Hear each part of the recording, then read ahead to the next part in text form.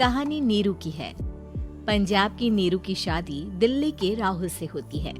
दिल्ली कितना बड़ा शहर है ना, लेकिन आप लोगों का घर तो बहुत छोटा है।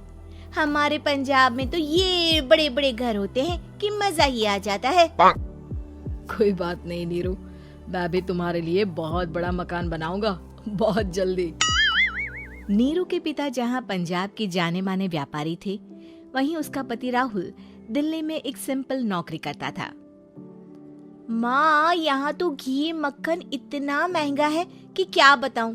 मैं तो तरस ही जाती हूँ घी खाने के लिए। नीरू की माँ को ये सुनकर बहुत दुख होता है।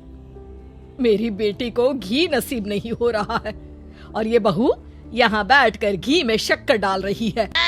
देख वनिता, मैं साफ कह रही हूँ, इस घर में जितना घी आएगा उतना ही मेरी बेटी के घर दिल्ली भी जाएगा। अरे ये क्या बात होती है माँ जी? बेटी का उतना ही करो जो अच्छा लगे। अब क्या मायके से घी और मक्खन तक की सप्लाई करोगी आप? हाँ, मेरी बेटी किसी चीज को तरसे मुझसे बर्दाश्त नहीं होता। अब क्या था, नीरू के मायके में 2 किलो घी आता तो 2 किलो दिल्ली जाता नीरू के पास। एक दिन, माँ बड़ी गर्मी पड़ती है दिल्ली में। इस घर में तो एक ही एसी है और वो भी ड्राइंग रूम में। सारा परिवार एक ही कमरे में सोता है। हाँ बेटा, वो तो हर घर की कहानी है। यहाँ भी एक ही एसी है। अरे बिल इतना आता है कि क्या बोलूं। तभी वहाँ राकेश आ जाता है। माँ, थोड़ी देर में यहाँ कुछ प्लम्बर आएंगे मेरे कमरे में एसी लगाने। जरा ध्यान से लगवा देना ना माँ। ओए, ऐसे कैसे तेरे कमरे में एसी लगेगा? हाँ राकेश, एक बार बात तो कर लेता। अरे पापा, वो वनिता को गर्मी में नींद नहीं आती। ड्राइंग रूम में सबके साथ सोने में वो अनकंफर्टेबल है, इसलिए। अरे पूरे परिवार के साथ वहाँ तेरी बहन नीरू भी तो सोती है। वो नहीं हो रही क्या अनकंफर्टेबल? समझ रहा है ना? अगर एसी लगेगा तो एक दिल्ली में तेरी बहन के कमरे में भी लगेगा, तभी तू लगा सकेगा। राकेश वनिता को सारी बात बताता है। वनिता करती भी क्या, मन मारकर बैठ जाती है। माँ, ये लोग ठीक नहीं है, क्या करूं मैं? अरे बेटी, यहाँ आ जा, तू यहाँ आकर रह ले। अरे छोड़ दे ऐसे पति को। कैसे छोड़ दूं माँ? समाज क्या कहेगा, लोग क्या कहेंगे? वैसे भी मेरा एक बेटा है मयंक। अरे हटा बेटा, तेरी उम्र ही क्या है, इतनी परेशान रहेगी तो काम कैसे चलेगा। खैर, बात आई गई हो जाती है। माँ को लगता है कि नीरू ठीक है, तो वहीं नीरू के मन में एक ही लाइन चल रही होती है, यहाँ आजा।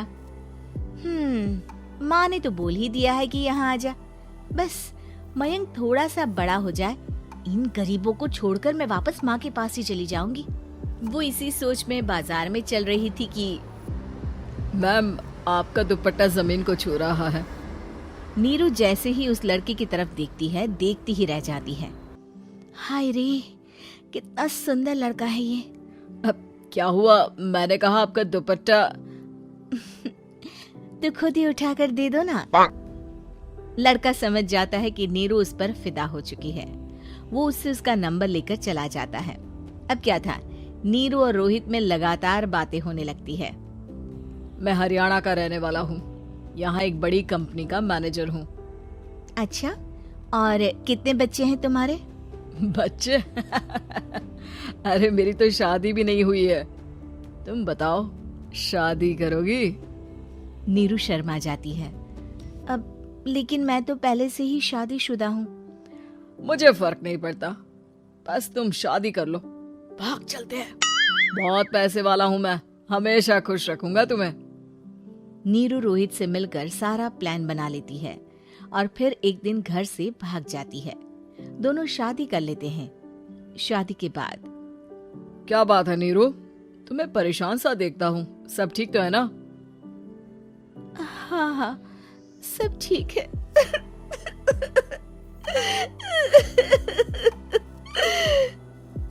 ये कहते कहते ही वो रोने लगती है। अरे क्या हो गया, रो क्यों रही हो? मैंने तुमसे एक बात छुपाई है। और वही बात अब मुझे परेशान कर रही है। रोहित, मेरा एक बेटा भी है, उसका नाम मयंक है। क्या बात कर रही हो? ये तुमने मुझे पहले क्यों नहीं बताया? देखो नीरू, मेरी माँ को मैंने ये नहीं बताया है कि तुम शादीशुदा हो। बच्चा मैं मैनेज नहीं कर पाऊंगा। नीरू को समझ में नहीं आता कि वो क्या करे। तुम उस बच्चे को अपनी माँ को क्यों नहीं दे देती? नीरू चुपके से माँ को फोन करती है। माँ, क्या मयंक को तुम रख सकती हो? बेटा, मैं राकेश के साथ बात करती हूँ। आखिर घर का बेटा वही है, जो वो बोलेगा। वैसे भी बेटा, तूने जो किया है ना, उसके बाद से पूरा घर तेरी बुराई कर रहा है। मैं भी अब किसी से तेरे लिए लड़ नहीं सकती। राकेश बेटा, नीरू ने तो जो किया बहुत ही बुरा किया, लेकिन मैं सोच रही थी कि क्यों ना मयंक को हम यहाँ ले आए। तभी वनीता बोल पड़ती है। वाह जी, ऐसे कैसे यहाँ ले आए? यहाँ क्या भंडारा भरा है? और जिस बच्चे की माँ ने नहीं सोचा, उसके लिए हम क्यों सोचे? नीरू को एक बार तो अपने बच्चे के बारे में सोचना चाहिए था ना।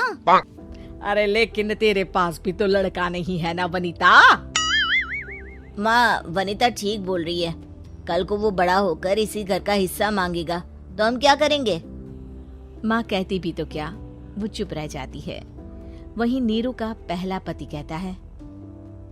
माँ, अगर आज भी वो वापस आ जाए तो मैं उसे माफ कर दूंगा।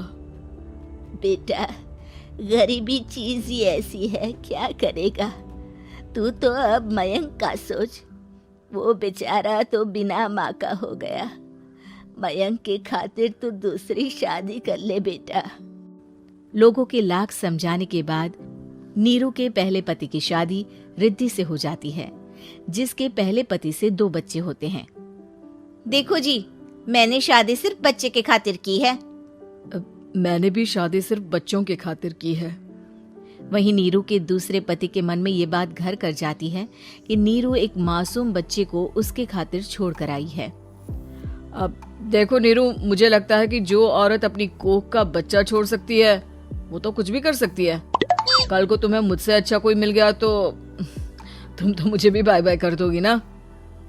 नीरू को अब उसका दूसरा पति ताने देना शुरू कर देता है।